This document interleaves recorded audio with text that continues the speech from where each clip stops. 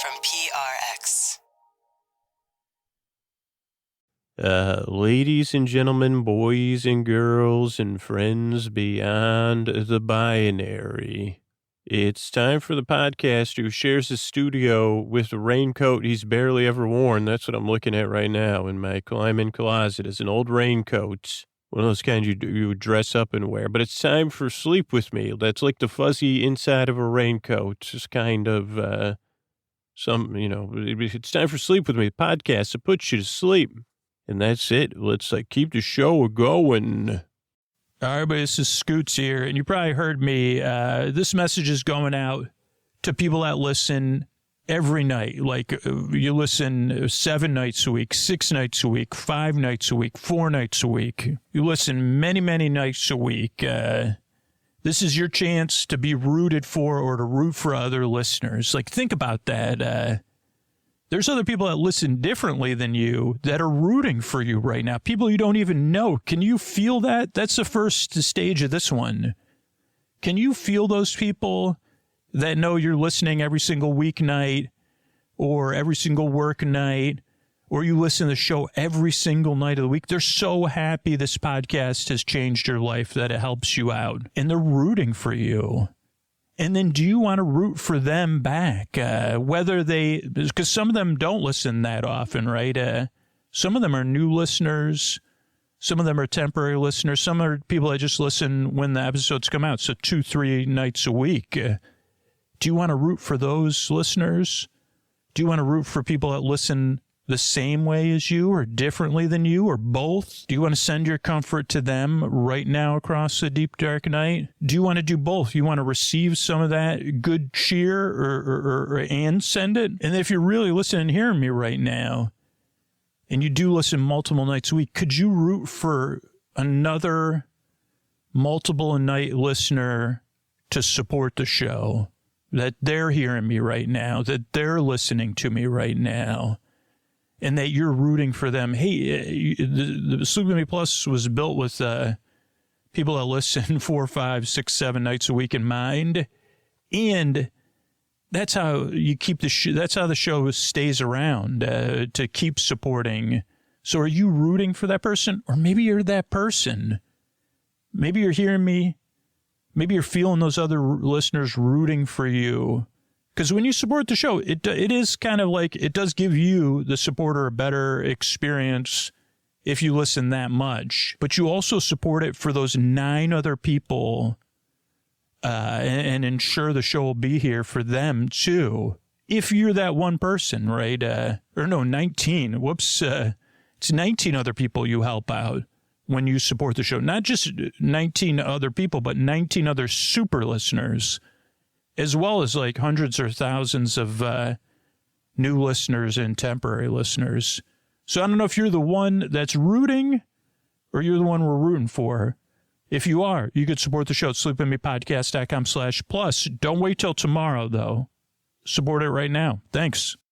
Oh, Mystery Bart. A lot of people help out on this show. Who are they? Posty poster son sounds like an earful. Wrote the theme song. Edits episodes. Carl W. the legend. Also edits episodes. Ashley, Kenny, Scotty, Jennifer. Runner. Eric and the team at Astound are on the website. I am the Mystery Bart. I do the lullabies, yeah. I do commissions at jonathanmann.net. I'll write a song for you. Any reason at all. You can tell me the story and I'll make it personal. You see the kindness shine straight on through when the listeners form their own Facebook group. Keith, Stacy, Sarah, Julie, and Jennifer.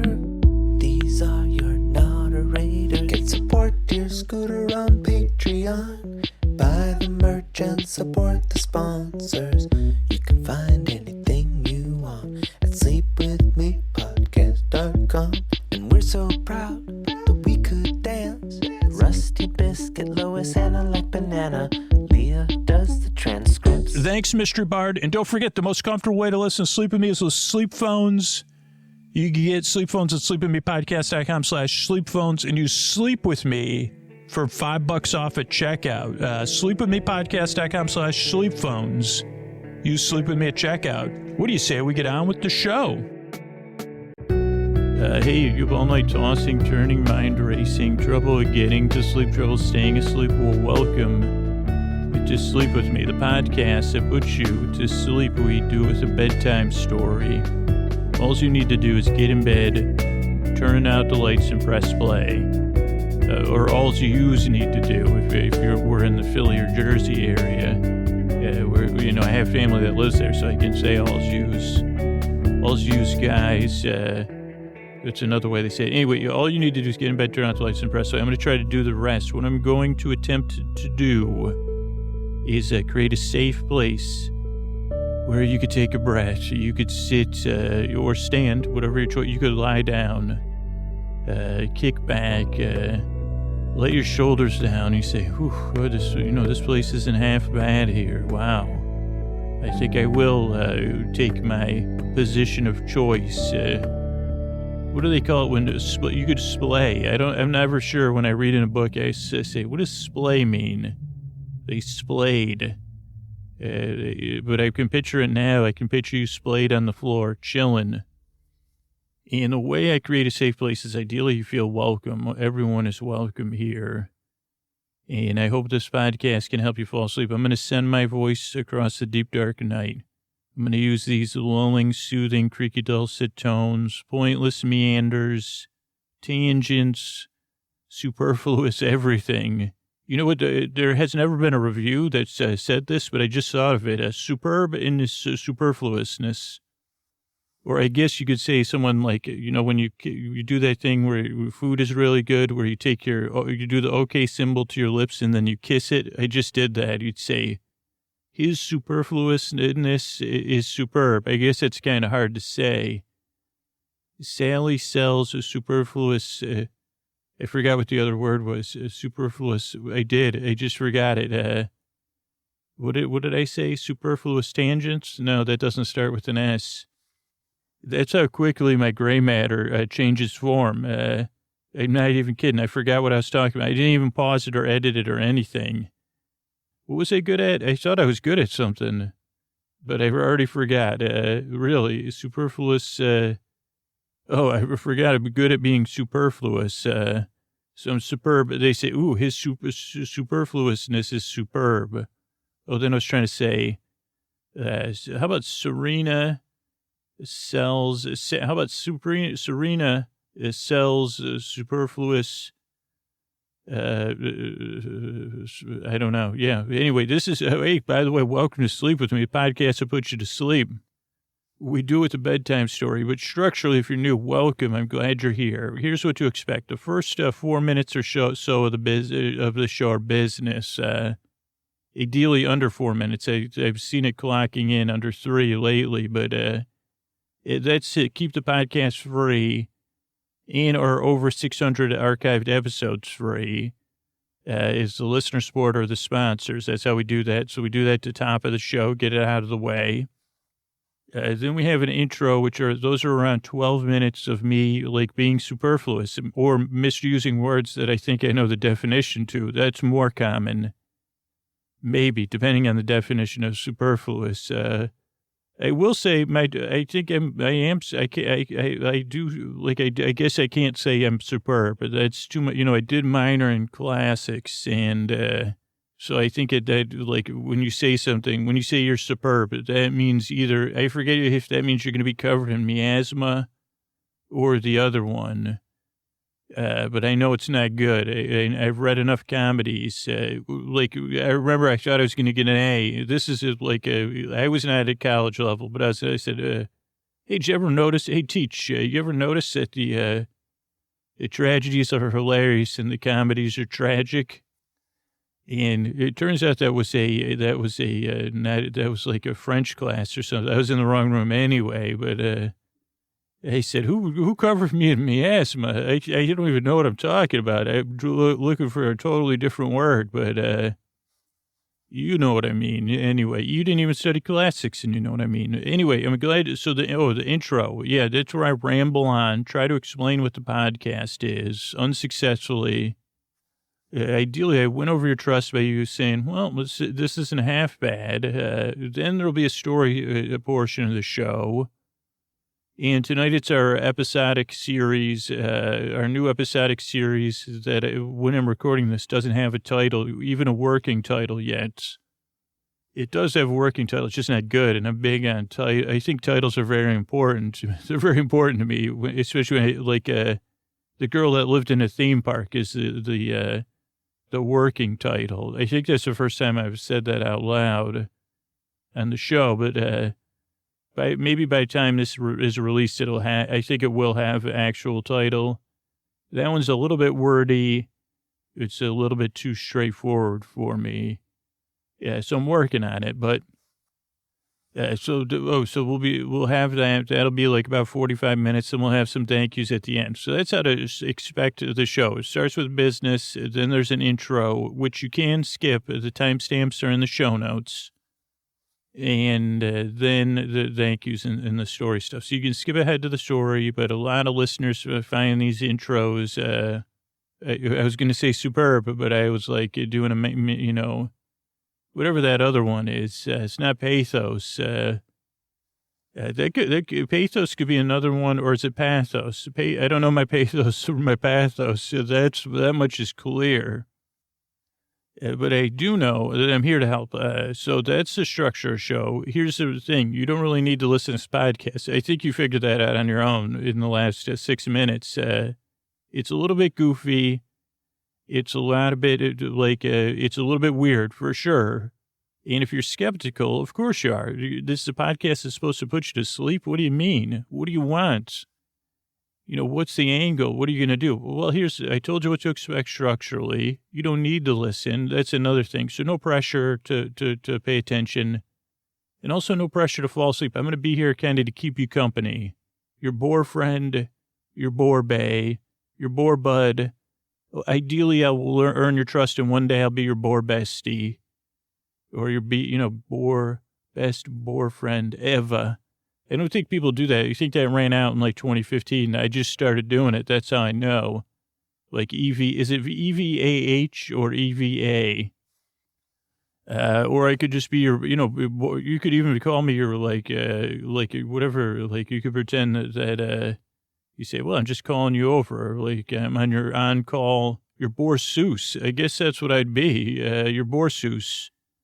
You say, yeah, I come over, like same type. It is the same kind of relationship, except I'm at a distance. And you say, yeah, I'll be here about an hour. That's similar. Never thought about these similarities. I'm digital.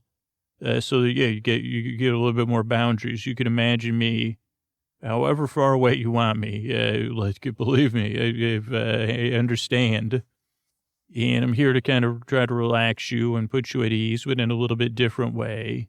But you're, like I said, you're under no pressure to fall asleep. Fall asleep at any time. I guess it is I don't know. I can't get massages because I get too tense. They say, can't you relax? I say, no, you're massaging me. How am I going to relax? And I say, okay, I'll try.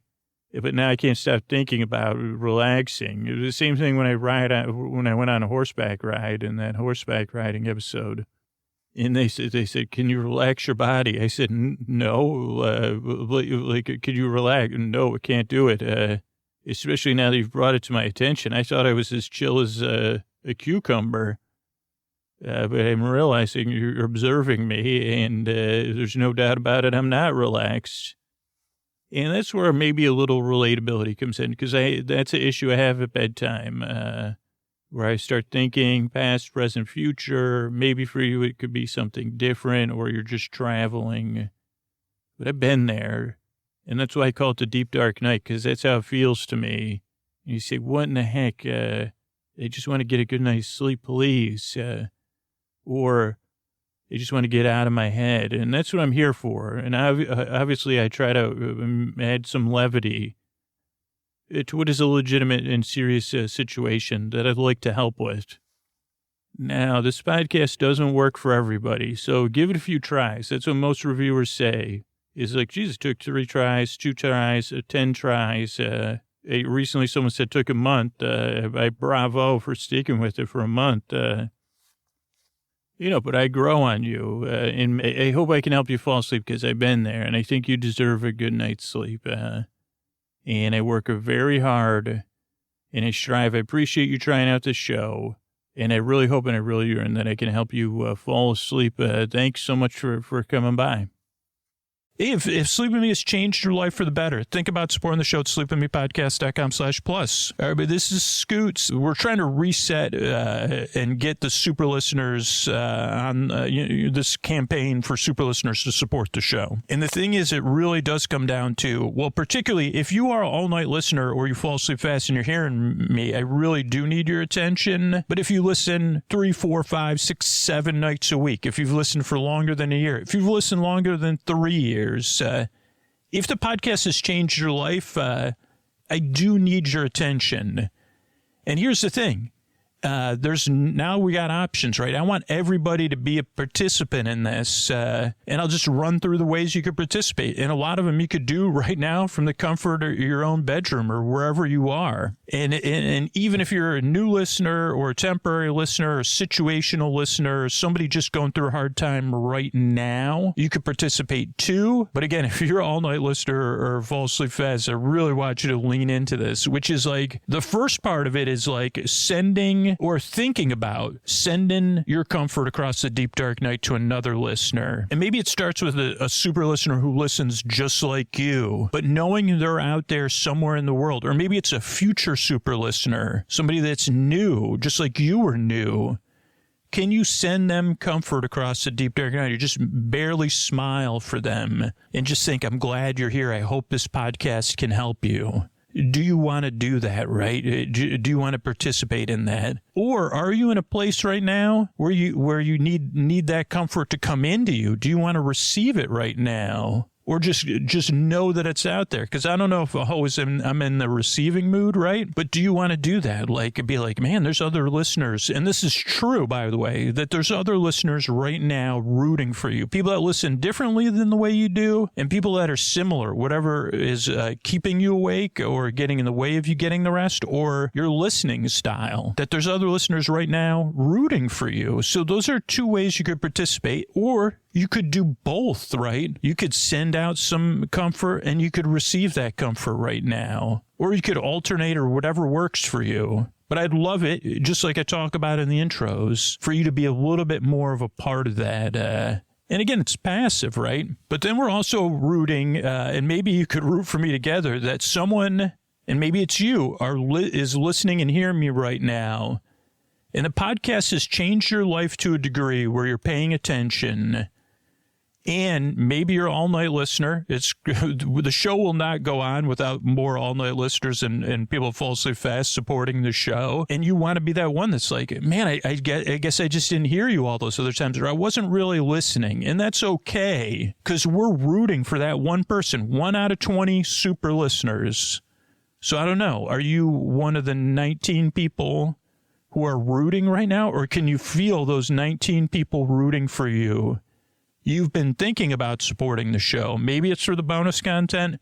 Maybe it's because the podcast has changed your life, or maybe you're just curious to check it out. There's 19 other super listeners rooting for you to support the show right now, to be a hero, to be a heroine, to change the future of Sleep With Me. And believe me, I'm rooting for you because we need your support.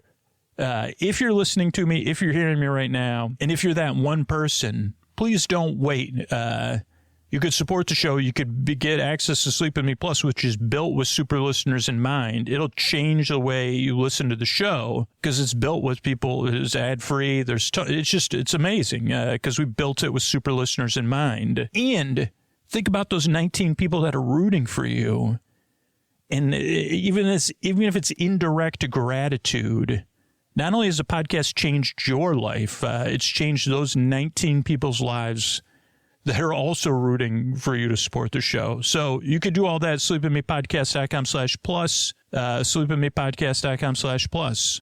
When you first came and you entered my long hallways, it wasn't the size that surprised you.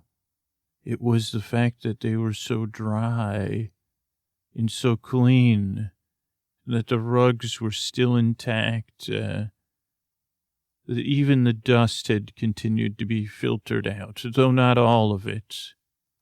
And you walked up and down those hallways in amazement, and I couldn't tell if you were happy or displeased. And then you found your way into the cavernous ride room with the giant superstructure. And you could say that that room was the size of an airplane hangar. And I guess you'd kind of be partially right. It's more like a gliding simulator hangar. But still, you walked around every inch of the floor over the first couple days, just looking, and I couldn't help it. My building was more or less hermetically sealed, and I guess we were well built to keep things going for the guests. But then you seemed to grow more comfortable with the dry, clean conditions, and I thought it was funny you decided to sleep in the hall. I don't know if it was the carpet or the fact that you could get up against one of the walls in my queue of all things, where people would stand and wait in long, long lines for hours in my lines. And they would play games on what now were blank walls, interactive video games, they called them, or group games. But the walls were blank because all of that was just a projection. And I guess I didn't even realize it till you came, how little signage I had that was not projections, and the projectors were off. I didn't know what worked and what didn't work. But none of that seemed to interest you. You seemed to be most interested in continuing your physical conditioning. And I guess I was perfect for that, because you could run up and down the halls, back and forth, maintaining a nice pace, and then you could climb in my superstructure, climb up and climb down, and swing from one side to the other. The ride was kind of stuck in place in the simulator mode, not in the loading mode. But that meant it gave you plenty of place. I thought, I said, is she having fun? Is she adventuring, or is she just working? But you didn't seem particularly interested in what my ride was or what it was I did. You just seemed intent on getting stronger and getting good sleep. I enjoyed watching over you, curled up against the wall of the queue. Sometimes you'd change spots. I never knew why you did that. If there was, I said, I don't think there's any drafts. But maybe that was just some sort of ritual you had. But part of me did find it delightful that because there was no signage, you really had no idea what those guests were always waiting in line for. Now, where you slept, how they would stand and chit-chat. Some would play games on their phone. Some would be distracted by their phones. Some people would have genuine conversations. A lot of planning went on, and then at some point the waits became long enough where they installed the queue games for them to play. But you had no idea what they were waiting for. You had no idea who I was, really. That all the guests were waiting for their chance to go gliding, or glidin', as the sign really said. And there you were, climbing up and down their gliders. And because the screen, I guess, to you, I always thought it looked like the inside of an egg when I would hear guests talking about eggs. I heard some guests describe it that way. But then I listened in more detail, and I said, maybe my screen does look like the inside of an egg. But there you were, conditioning yourself, climbing up and down my gliders, thinking they were girders, but the gliders are held in place by girders, stacked 3 high, 60 feet up. And none of that seemed to faze you at all. But then there was that fateful day when you kind of figured it out and you just plopped your butt right into the seat. Or maybe you had figured it out earlier, but you didn't have time to stop with your conditioning. But you sat in one of the seats of the top of glider. You caught your breath and the sweat trickled down your brow. And then you started playing with the seatbelt. And it only took a few pulls till you got it to work, and you got it, and it clicked into place. And when it did, I saw your eyes react almost immediately as the belt across your lap became secure. And because the ride was already in motion position, the belt was secure. And I don't know if this is a moment you'll look back on and think that things changed for you. But I saw time slow down as I observed your face and your reaction. Because there you were, with the belt across your lap, and you went through many reactions that would have been natural, thinking, oh, how at first you pulled, and then you wiggled, but, your first efforts were more of a reaction, more of, okay, this isn't, they called them seatbelts, by the way. I don't know if I mentioned that. I know you probably didn't. Maybe you did, though. It's a belt that goes across your seats. I guess it's a lap belt, and I think maybe that is what they call them.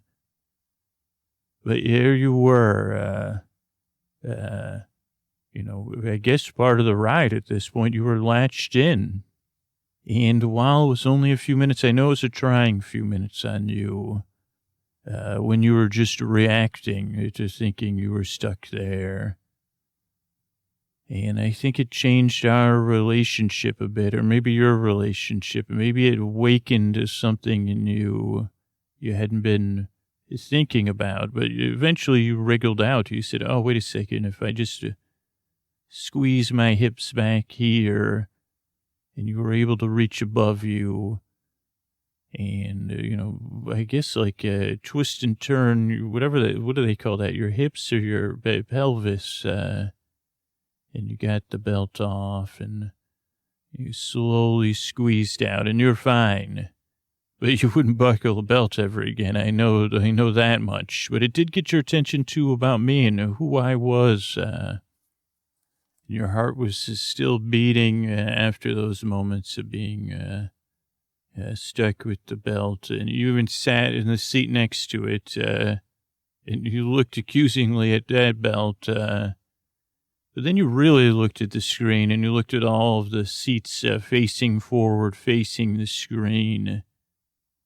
And I guess you let your heart rate return to normal. Those up about when you were just like when you were sprinting up and down the halls, but a different kind of fast beat, a connection to something beyond physical conditioning.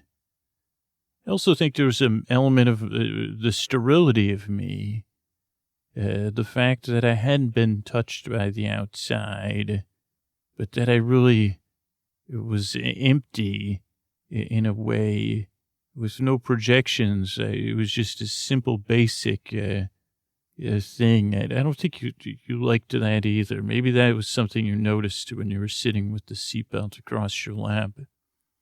But I also think it was something you were feeling with me, my emptiness and my blankness, maybe something more ominous that you had held at bay because you'd been alone for so long. I don't know if you had felt alone before. And how would you even, I don't understand how you could even contextualize that, but somehow you did. Or maybe I'm projecting. I don't know. Because all of it was just flashing across your face. So it kind of made sense as you set out to figure out what my ride was. Finally, I said, well, put aside the running and the conditioning, but you more scheduled it. And eventually you found the projector room. And I guess the caretaker probably had less work because everything had access to the power, and you just had to slowly power it up and figure out the technology and how to make the projector work. And then the ride didn't quite glide like it used to, but you got it gliding. And, we had the two different ride movies. Continental Gliding was the new one, and that was the one you watched over and over again. You sat there and felt, my motion was a little bit more jerky, but than it had been in the past, but gliding over the continents of the world, over the major sites, over natural beauty, constructed beauty, ancient beauty, and, nice stuff. I guess I don't have to say just beauty, because some of it may have been majestic. Some of it was unfathomable to you as you watched it over and over again. And all of the videos, or all of the scenes, even though they were larger than life, they had the larger than life people there too. I mean, they were to scale, but they were there enjoying the sights, usually in some sort of group of togetherness. I don't know if there was any video at all of just one person. I know on the Great Wall to China, there was people walking, and there was a little distance between them. But there was always more than one person. But at the same time, I think you noticed as you watched it over and over again that there was something unreal about it all, that these were actors, not real. But why would they wave at a surreal camera or whatever was flying over them at the gliding guests? And then you watched it gliding over the West, which covered the Western United States, and was usually, I guess, initially designed just to be shown in the Western United States, but then it was shown in Florida and some other parks across the world. But you saw more mountains and more cities and more people, canyons and rivers, more deserts, very structurally similar. I don't think my smellonator was working, so you didn't get to smell the orange groves or the desert or the sea spray. I think that those nozzles had all dried up. But you sat there and you watched that video over and over and over again. And just like with the first one, even quicker, you grew bored with it. You noticed that it was just something, I don't know. You seem to enjoy it, but I guess because it's predictable, or maybe the people weren't real enough for you. And then you would play it for a little while you exercised, while you climbed up and down the superstructure.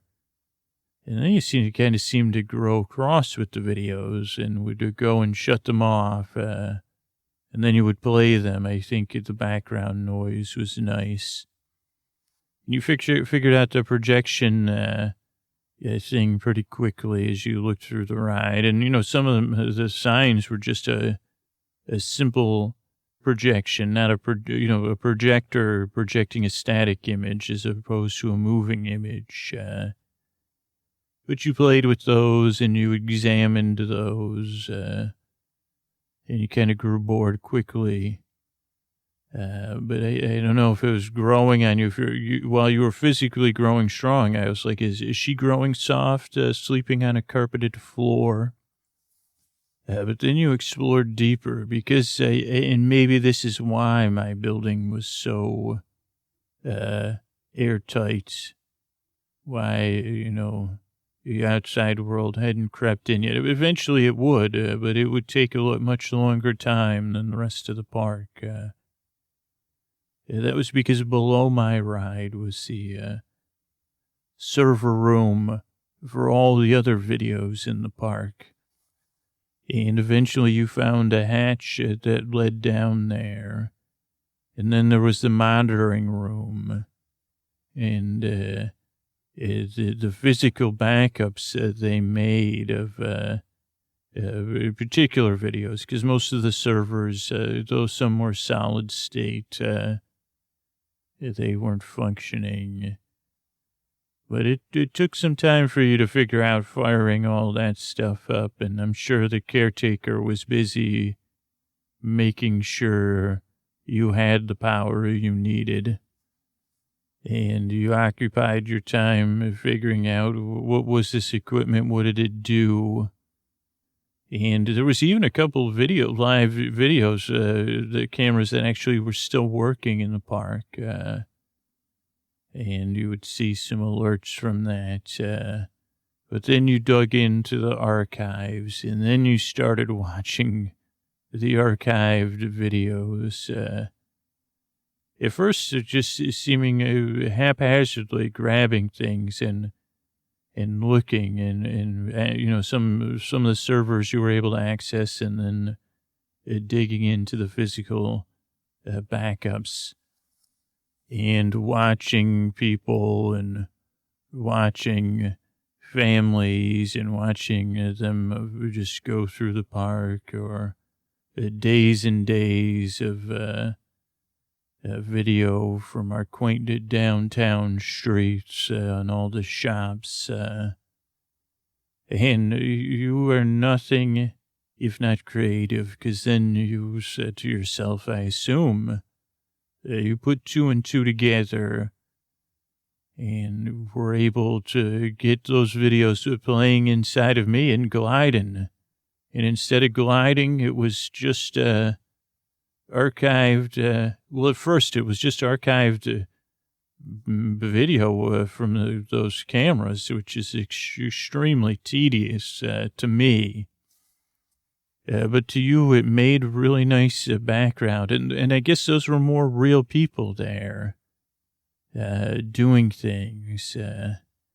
But I guess you didn't realize that you were going through the archives in order.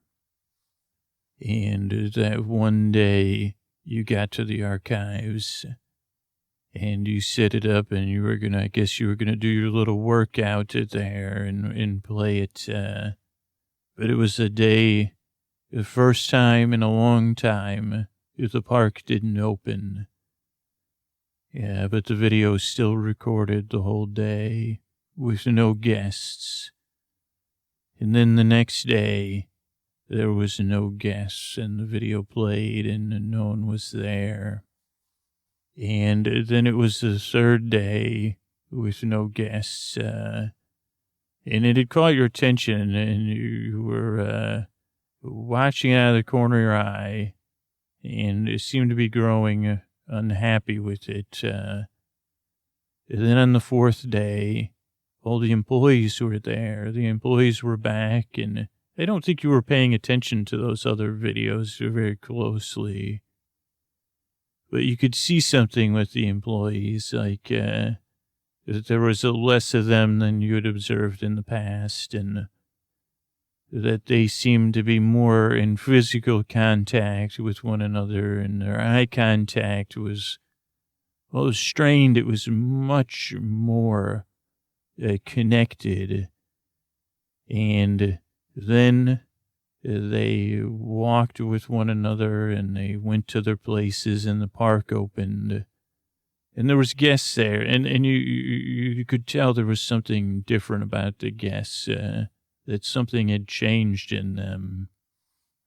And then, like a little detective, you stopped watching and you went back. And you went back to the days that the park was closed, and you saw the occasional maintenance employee with a glum look on their face. And then you backed up to the day, and you hadn't noticed that the day before the park was closed, the park closed early. But then you watched all the guests being escorted out with looks on their face like when the belt clicked into place for you, and all leaving and kind of holding one another and looking uncertain. And then the employees kind of the same look after the park had emptied out, taking time with one another, loving one another, comforting one another. I thought that was interesting because I was mesmerized from a much different angle than you were. And you seemed to focus on the comforting that the coworkers were providing, that the families were providing. And then you went back and watched it again and watched the people return to the park and how they were different than the people that had been at the park just months before. They were much less casual, much more deliberate in how they treated one another. In some sense of kindness, but backed up with something else. And they seem to be seeking that comfort, not only providing it and by giving comfort, giving it back, but seeking it in the workers and in the park itself, it was a refuge from an outside world. And, after a few days, people kind of seemed to revert for a little while back to kind of a more casual attitude. And the attendance of the park slowly trickled back to normal. And, of course, then the archives ended. But you were, I don't know, there was something new in you, and you started digging deeper into the physical archives. And it was strange that you came across this trove of what I think the people in the control room called follow videos. And you started watching these follow videos because they had been assembled and edited together, I think, and they were archived for, I guess, they were holding these, and it would follow someone, and they would be doing something like going past a park boundary, and the videos would be watching them, and then eventually some of the park staff would say, hey, you're going to have to leave, you can't go back there. We're going to have to ask you to leave, or whatever it was. Or, people with their loved ones that had gone to the big farm within, spreading them. You watched that. But most of the videos, most of the follow videos were children of various ages. Sometimes they'd gotten a little lost and they just needed help reconnecting with their family. But the rest of them were children taking things, and the camera would follow them, and it would start with them looking longingly, and then looking around, and then going from room to room. And it was a definite pattern, and it crossed all ages and all the children. I mean, not all the children of the park were doing it, of course, but all sorts of different children. And it was different things every time, too. An earring here, candy there. But most of the time, it was a stuffed animal or something they could hold. And you would watch them, and you could figure it out just from their body language. And most of the videos had no sound. And you would see them, take a little stuffed animal maybe it was small enough to slip into their pocket, and they would walk off. And, you know, most of the time they let the parents pay for it. They'd go and walk up to the children after they'd reunited with their parents and say, hey, by the way, did you want to pay for that? And the parents normally would react with a little bit of embarrassment or a little bit of an upset. And sometimes they would buy the thing. Sometimes they would scold. Some parents would say, deflect things to the park staff. I guess that's why they kept all these videos archived.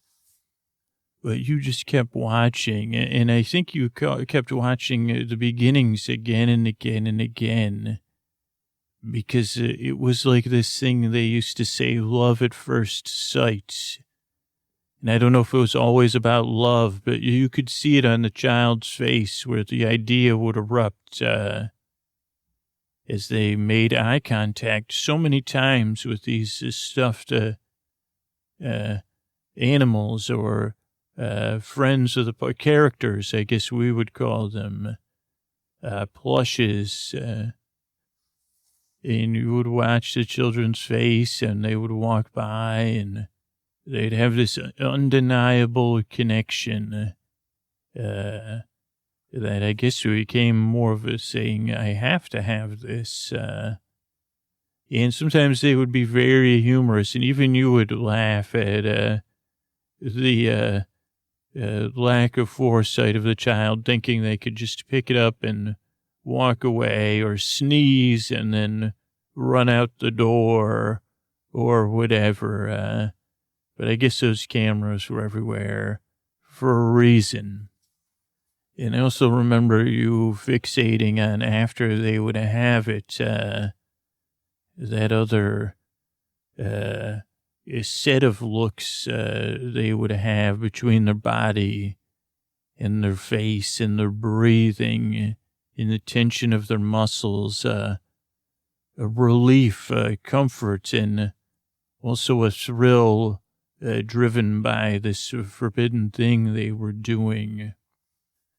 And you would watch that over and over again, too. And I said, what is she doing? And you would even project these up on the Glidin screen. And I couldn't think anything funny, you know, but lifting, I think they called it shoplifting. Not at the park, they didn't. But I think that's what the parents would say. How could you shoplift that friendly frog or whatever the character's name was? But what I didn't realize was it was awakening something else in you, because you started then looking at the cameras that were working in the park and trying to figure out where the cameras were and running them through diagnostics to see if you could get them started back up. And some of them actually did. I guess that was the most hardened electronics in the park. And you got the cameras working. And then you started observing the park in its state, places you had been and places you had yet to go. And I was like, is this her first time seeing this? What is she thinking? But then I realized you were trying to find, you hadn't been at the downtown shops, so you're trying to find the cameras there, because that's where so many of the children were, I guess they would say, tempted, or more than tempted. And you found the downtown shops, and then you found some of the other shops, and you were looking, and you were using the cameras that were still operable with the zoom and the controllers, looking in the shops. You know, most of the things had gone or weathered away. I didn't realize what you were looking for, of course, until afterwards. I thought you were maybe saying, was there any children do? I said, doesn't she know that's the past? All those videos are the past. Does she know that? How I underestimated you, I guess. But yes, you watched the video, the live streams over and over. But I guess it was clear you were searching for something, not someone. And eventually something caught your eye. It wasn't at one of the main shops. It was at one of the biggest shops over in Science City. And you watched it, and I guess that shop was built well like I was. You kept an eye on it, and you moved the camera, and you eventually got the camera to within the shop, within the store. I don't know what they call those. You know, I'm an attraction. I don't associate with your shops. I don't know a lot about them. But you looked inside. And then you ventured out, and you left the video playing, the live stream up on my Glidin screen. So I was able to watch you, to follow you as you set out from me one morning, and you headed out across it. And it was a lot of distance you needed to cover. But if you are one thing, it is focused. So you set out across the property because you had to leave the part of the park I was in and go across some of the undeveloped land. There's through grass and down broken asphalt, and, you know, some of the road was still intact. You'd even made a physical map, but I think the only map you needed was in your mind. And you walked, you didn't seem interested in observing anything, whether it was drainage basins or signs or anything. You had a unitary focus to get to Science City. And so you made your way into the park that contained Science City. And you went through the same entrance you'd seen all those children come in and out of. You'd seen all the guests leave on the day we closed early. It didn't faze you. You didn't even stop to look around the downtown shops. You headed right towards Science City on your map and what you had seen on the videos, and you seemed to just travel the line that the cameras were watching, and you trudged there. You rested at one point to eat the lunch you had prepared for yourself, an egg and some leafy greens, and then you headed into Science City. You ignored all the attractions there. All my partners in Science City were ignored. You made your way to the shop in the back, and it took a little while because the doors weren't operating, and you had to really do some, make some adjustments. I guess it was pretty strong. That's an understatement, but you used a chair as a lever. And I guess I was proud of you. I was confused, and I guess I feel like we have a strange, distant relationship, the two of us. But you pried that door open, and you went into the shop, and you paused in the doorway. You looked around like you were a camera. And then you laid eyes on it. Why they had these in the Science City shop, but they had all of our main characters as little babies, swaddled, or I guess they were more toddler age, in swaddling. I guess for a child that would want a child. And they were very cute, and you made your way there. And there was Serena the Swan, wrapped in swaddling clothes, on a shelf, or display, and you picked one up, and you looked right at the camera, and you smiled. And I said, I guess I smiled in some way. You cradled her in your arms, and you trudged all the way back to me. all the way back. It took you a full day back and forth with the roundabout way you needed to go. And then you walked right in my hallway and you curled up with Serena the Swan, the baby Serena the Swan, and you made her a little bed and you tucked her in and you talked to her. And I'll be honest, I rewatched the tapes. I watched your face and I watched the Love at First Sight, even though you had clearly seen Serena the Swan, the baby swan, before. I watched you look at that display. I watched you sweep her up in your arms and hold her. And I thought about all the acts of comforting I'd seen. I said, oh, I thought about you when the belt crossed your lap and clicked into place, and how you would have reacted differently if you had Serena the Swan cradled in your arms. And I watched as you got ready for bed, night after night, for the time you were with me, which wouldn't be much longer. That Serena the Swan, you were giving her comfort every night and every day. And you would say, it's okay, Serena. You didn't know she was Serena. Or no, maybe you did. That was always confusing. I couldn't exactly always hear what you were saying to her, so I imagined you were calling her Serena. Say, I'm just going to climb these, and you would show her your muscles, and you say, it's okay, do you want to run with me, Serena? And you would run up and down the hall, cradling her, and then you'd say, just watch me run now. And you would feed, and sometimes I forget you're a child too, or whatever it is we would call it nowadays. And I'm so glad you had found Serena. And I said, who is comforting whom here?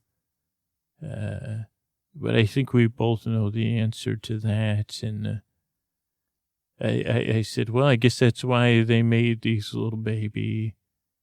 And I don't have, I couldn't physically change the archives to watch any. I said, how many, was this the most popular item that was taken, was swaddling babies? But I think it was more, they weren't able to be slipped into the pockets. I think it was probably candy is the most popular thing. But I guess Serena stole your heart, and I guess you didn't steal her because she's... but I'm glad you have someone to comfort, and I know I'm not the most comforting ride, just a ride of projectors and metal and sterile hallways. But I'm glad you found what you were needing, maybe you found something else while you were here. And makes my heart feel like it's gliding. So rest there with Serena the Swan. You two snuggled up in a queue, cuddled and sleeping well. Good night. All right, everybody, it's time to talk about tonight's sponsor, Helix. As I tuck in, I gotta ask you, what kind of mattress are you being tucked into? Really, and how's your relationship with your mattress? Is it so good, like my relationship with my Helix is, that when you move, you're torn because you're gonna move some of your stuff, but you're gonna still live in your same place, so you can't ship your mattress when you're shipping your stuff. So you say to yourself, I'm gonna have to get another new mattress for when I move. And then the great thing about Helix is that I could take the Helix quiz again, because maybe some of my sleep preferences have changed over the past 5-6 years. I'm sleeping more and more on my back than my side of my stomach. So I'm looking forward to taking the Helix quiz. You could take it. I mean, unless you have a perfect relationship with the mattress you're in, it's based on your feel preferences, what you're looking for in a mattress, or was it what some salesperson, or was it whatever it was, or was it an intentional decision? wow, this is a mattress that fits me and my needs. Because that's why I'm looking forward to taking that Helix quiz coming up and getting a brand new Helix to sleep in. Because every time I go on the road, I can't wait to get back home, get in my Helix. It does fit my needs. It helps me sleep cool, helps me get comfortable, and it's part of my life, so much so that I don't want to be without my Helix mattress. So I think it's time for you to take that Helix quiz and find out which one of the many, many Helix mattresses fits your needs, your sleep preferences. You could get that mattress delivered right to your door. You could try it out. You can make sure it fits, make sure it works for you. So get over there and take that quiz. But I have even better news, right? Because you got to check out this Labor Day deal they got going. Go to helixsleep.com/sleep for 27% off site-wide during their Labor Day sale. Happening now. This offer is exclusive for listeners of Sleep With Me. Make sure you enter our show name after checkout so they know we sent you. That's helixsleep.com/sleep for this exclusive Labor Day sale offer. 27% off site-wide. helixsleep.com/sleep. Thanks, everybody. Good night.